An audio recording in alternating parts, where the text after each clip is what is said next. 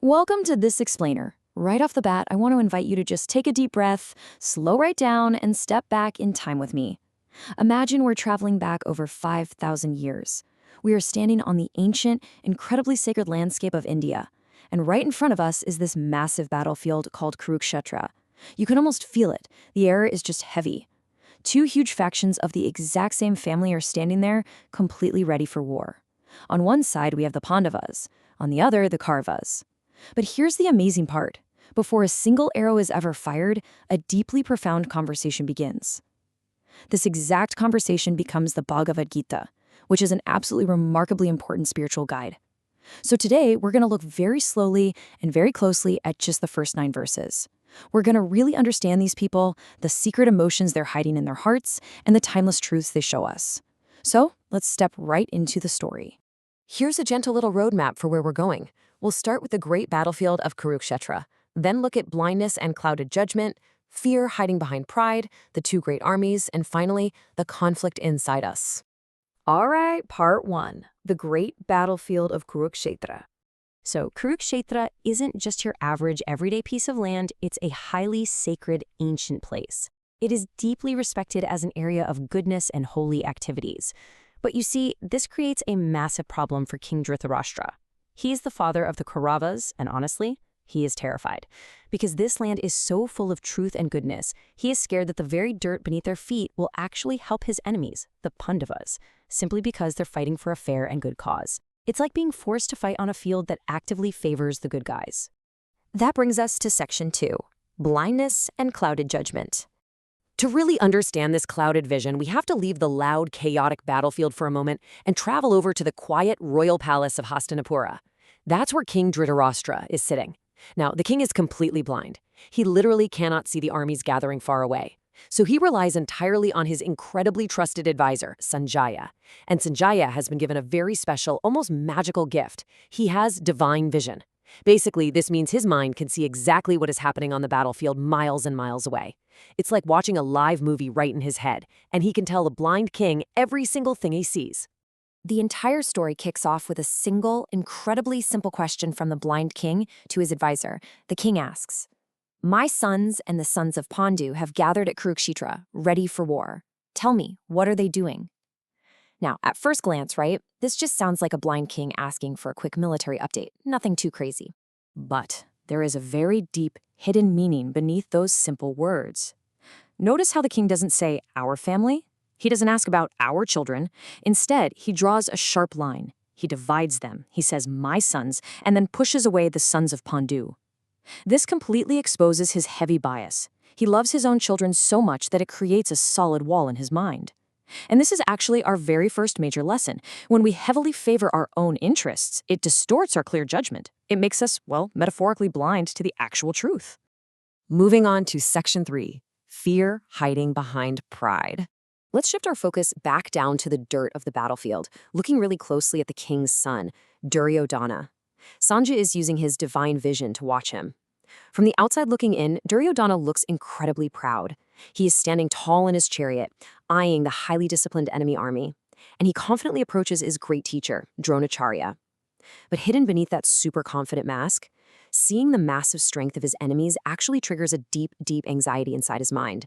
He is secretly looking for comfort. This teaches us something so profound. Even the most powerful people feel immense fear when they're facing a really hard challenge, and they very often use a thick mask of pride to hide it. So Duryodhana walks up to his teacher and says, "Teacher, look at this great army of the Pandavas. It has been arranged by your intelligent disciple, the son of Drupada." Now, Duryodhana is absolutely not just making friendly conversation here. He is pointing out a very specific, very painful detail. You see, the son of Drupada is Drishtadyumna, the commander of the enemy army, but he is also a former student of this very teacher. Duryodhana is essentially reminding his teacher, "Hey, look at this massive problem you created. You taught the man who's now leading the enemy against us, so whatever you do, do not show them any kindness today." But this specific moment actually reveals the pure, really beautiful heart of the wise teacher Dronacharya. Because a truly wise teacher shares their deep knowledge without any fear or anger. Years earlier, this teacher knew about a secret prophecy. He knew that this specific student was destined to defeat him one day.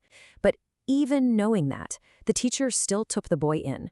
He still taught him absolutely everything he knew about the arts of war. He shared his gifts purely, without holding anything back just to protect his own life. It is just a stunning example of choosing duty over personal preservation. Section 4. The Two Great Armies. Feeling super anxious now, Duryodhana begins to literally talk out loud to himself. He looks across the field and just starts listing the enemy heroes. He sees the royal kings who allied with them, like Virata, Drupada, and Kashiraja. He sees the fierce, absolutely dedicated protectors, like Yuyudhana, Drishtaketu, and Uttamauja. And he sees the incredibly brave young legends, like Abhimyu and the sons of Draupadi. Seeing all this immense courage, the vast capability, and frankly, the pure goodness of all these heroes gathered together, well, it's only making Duryodhana's private worry grow heavier and heavier. So, to comfort himself, what does he do? Duryodhana immediately starts listing his own commanders. He reminds himself of his master teachers, Dronacharya and Kripacharya. He looks at the deeply respected, legendary elders standing with him, like Bhishma and Bodhishrava, and he notes his fierce, deeply loyal fighters, like the glowing archer Karna, Ashwatthama, and Vikarna. He is desperately, frantically reminding himself of all the physical strength, the endless weapons, and the vast experience standing on his own side. As Duryodhana lists his mighty heroes and endless weapons, it definitely sounds very bold. It sounds exactly like a strong king hyping up his team. But the truth? He is desperately overcompensating. He's talking big to hide his deep internal insecurity. The stronger the enemy looks to him, the louder he has to talk about his own power. And honestly, it is such a very human reaction, right? When we feel totally uncertain and anxious on the inside, we try so hard to look perfectly strong and untouchable on the outside. Which brings us to our final section, the conflict inside us. Let's just slowly pull all of this beautiful spiritual wisdom together. These opening verses teach us so much about our own minds. First, heavy attachment to what we want distorts our clear judgment. Just like the blind king, when we heavily favor our own interests, we simply cannot see the truth. Second, our loudest moments of confidence are often just pride, acting as a mask to hide our deep fears. Third, true knowledge must be shared purely, without any bias or selfishness. And fourth, true strength outlasts mere numbers. You know, these ancient words aren't just history. They're deeply practical tools for how we live our actual lives today. Because true victory depends heavily on a person's character, not just their numbers. Sure, Duryodhana had a bigger army. He had way more weapons. He had legendary fighters. But the text is gently teaching us that all the physical strength in the world cannot make up for a lack of goodness. Doing the right thing, being honest, and having a good character, that carries an absolute unstoppable power of its own. So the physical scene is fully set. The armies are ready, the warriors are completely prepared to fight. But the true battle we've uncovered today isn't really about swords or arrows. It's about the human heart. So I'll leave you with this. What internal conflicts are clouding your judgment today? Are you letting your own attachments blind you? Are you perhaps using pride to hide your secret fears? Take a quiet moment today to reflect on your own inner battlefield. Thank you so much for taking this slow, focused journey with me. I really hope you're eager to uncover what happens next as this great ancient war finally begins.